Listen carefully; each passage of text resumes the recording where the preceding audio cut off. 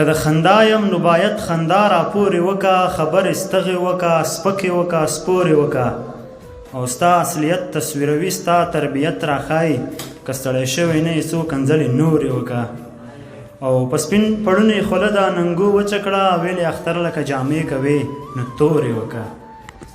بسم الله الرحمن الرحیم. په لومړي قدم کې د پیغام ادبي بهیر مشر ښاغلی ژوندی صاحب، د ګوګل وینا زده کړې بنسټګر قسمت الله پیغام صاحب، په مجموع کې د تالار ټولو ګډونوالو، السلام علیکم ورحمت الله وبرکاته. امید دی چې تاسو ټول به راته روغ جوړ او د ژوند په ښو شیبو کې له خبرو به تېرېږو. د داسې شخصیتونو په وړاندې دریځ ته راتلل او بیا خپل شعر ویل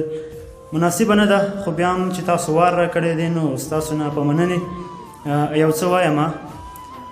ځي د زړه د کور له دروازې نه په وتو دی،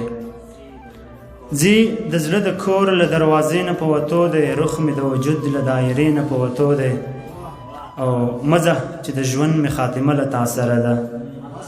مزه چې د ژوند مې خاتمه له تا سره ده، او مزه چې زړګی مې د سینې نه په وتو دی، او اوس درته په هغه پخوانیو سترګو نه ګورم،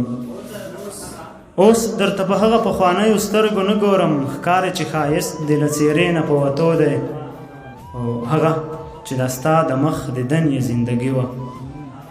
هغه چې د ستا د مخ دیدن یې زندګي وه، کټ د جنازې ستا کوڅې نه په وتو دی.